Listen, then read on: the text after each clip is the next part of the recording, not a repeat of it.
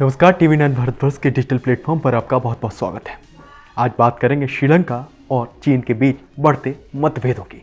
दरअसल भारत की समुद्री सीमाओं पर कब्जा जमाने और भारत के खिलाफ उसको रणनीतिक तौर पर इस्तेमाल करने के लिए चीन ने हर कोशिश की है, लेकिन इस बीच श्रीलंका ने चीन को एक बड़ा झटका दे दिया है। श्रीलंका ने साफ तौर पर चीन को संकेत दे दिए हैं कि वो पाकिस्तान की तरह उसके इशारों पर नाचने वाला प्यादा हरगिज नहीं बनेगा। भारत के पड़ोसी देशों श्रीलंका और चीन के बीच हाल ही में गंभीर मतभेद पैदा हो गए हैं। ये तब हुआ जब कोलंबो ने किंगदाओ 7 समूह से जैविक उर्वरकों के 20,000 टन के शिपमेंट को इस आधार पर खारिज कर दिया कि वे दूषित पाए गए थे। ऐसे में एक राजनयिक विवाद उभरने और चीनी कंपनी द्वारा श्रीलंका के खिलाफ कानूनी कार्रवाई करने की धमकी के बाद लंका सरकार ने कंपनी को $6.7 मिलियन के दावे का 70% मुआवजे के रूप में देने पर सहमति व्यक्त की है। ये घटना ऐसे समय में सामने आई जब श्रीलंका के कृषि मंत्री द्वारा देश की संसद को स्पष्ट रूप से बताया गया था कि जिस शिपमेंट को लेने से इनकार किया गया है उसके लिए चीनी फर्म को कोई भुगतान नहीं किया जाएगा। सूत्रों का दावा है कि जाफना तट के तीनों द्वीपों में एक हाइब्रिड नवीनीकरण ऊर्जा परियोजना को रद्द करने के श्रीलंका सरकार के हालिया फैसले के कारण चीन ने कोलंबो के फैसले का खुलकर विरोध किया है।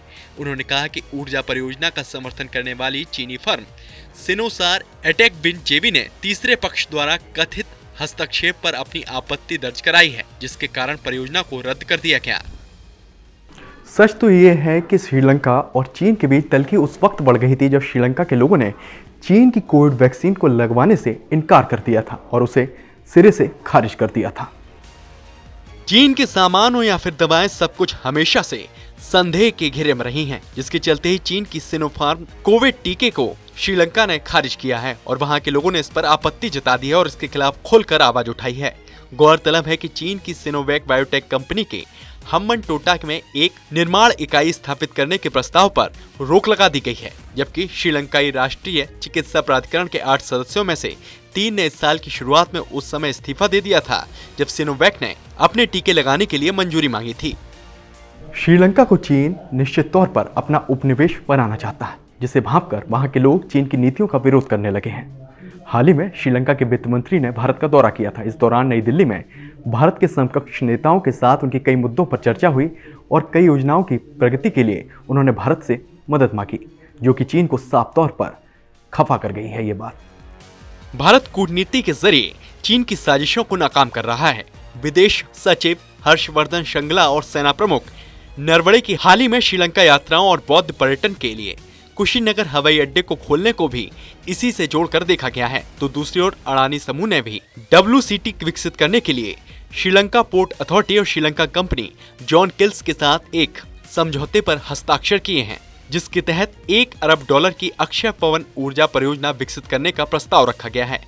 तो दूसरी ओर चीन की नीतियों का श्रीलंका के आम लोग विरोध कर रहे हैं। साथ ही प्रभावशाली श्रीलंकाई बौद्ध भिक्षुओं ने भी संसद में पोर्ट सिटी बिल के पारित होने के ठीक पहले इसका विरोध किया है और $1.4 बिलियन की कोलंबो पोर्ट सिटी योजना के खिलाफ सार्वजनिक आक्रोश भी उमड़ा है, जिसने कथित तौर पर स्थानीय श्रम कानूनों का उल्लंघन किया था। साथ ही साथ साइन बोर्ड से तमिल को हटाने और उसके स्थान पर मंदारिन को रखने से भी स्थानीय लोगों का गुस्सा चीन के खिलाफ साफ तौर पर जाहिर हो रहा है। कुल मिलाकर साफ है कि जिस तरह का बर्ताव चीन ने पाकिस्तान के साथ किया, नेपाल के साथ जो कुछ किया, जो कुछ तिब्बत के साथ किया और जो कुछ वो भूटान में कर रहा है, उसको भांप चुका है श्रीलंका, जिसके चलते श्रीलंका ने साफ तौर पर चीन को संकेत दे दिए हैं कि वो भारत के साथ बेहतर रिश्ते साबित करने के लिए चीन से दूरी बना सकता है और चीन की गोद में जाकर हरगिज नहीं बैठेगा। फिलहाल इस वीडियो में इतना ही, लेकिन आप कमेंट बॉक्स में अपनी प्रतिक्रिया दें और देश दुनिया की तमाम बड़ी खबरों से बाखबर रहने के लिए टीवी 9 भारतवर्ष को सब्सक्राइब करें।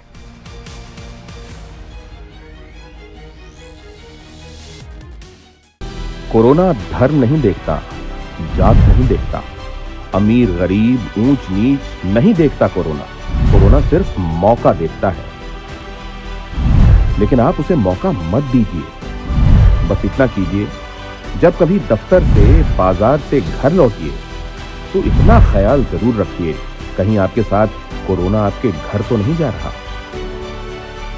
भूलिए मत, कोरोना अभी जिंदा है।